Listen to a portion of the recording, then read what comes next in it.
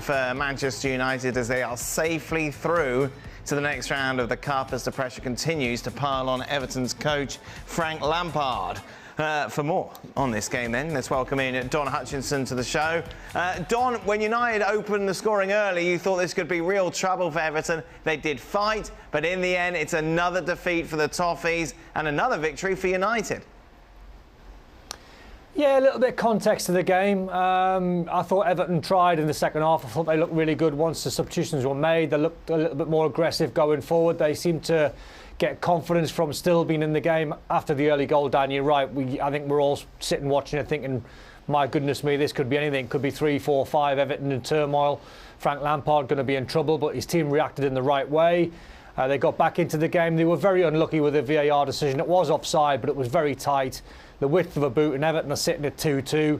All of a sudden, taking a draw, going back to Goodison Park, things could have been different. The third goal out of context was a tyrant defender, Ben Godfrey, chasing Garnacho back. That was a little bit of a mismatch in terms of one was, you know, fit and strong and fresh. The other one was tyrant in the game. So I didn't think it was a result that would put Frank under any more pressure, Dan. I don't think the Everton board will react off the back of the scoreline. I think they'll give him till Southampton and West Ham. Don trying to put a lot of context into this game. From a Manchester United perspective, this winning run just keeps going, Stevie. It was kind of as you were for United. Not particularly scintillating, but at the same time, they always looked a step ahead of Everton. And pretty much that's what they've been like for most of what we've seen this season. They've kind of been a step ahead of the opposition, and when they've had to, they've been able to change gear and go on and win the game. Pretty much did that today. Of course, it does help when, you know, the goal that Everton get disallowed. People should understand, when we talk about half of the games in your head, it's not just about ability. That is the perfect example of having a football brain. Because when you're going for the return ball, the first thing in your head is, don't run offside. Right. But what does he do? He goes offside. It's just a complete and utter mental mistake, and it costs them a replay. Talk to me about Marcus Rashford.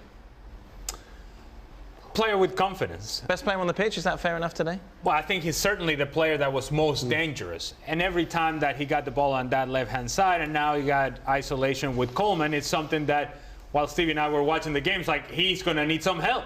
Come on, somebody come and help him out, particularly when you're playing with back five, essentially. If you're Everton, you have enough numbers to get that help across.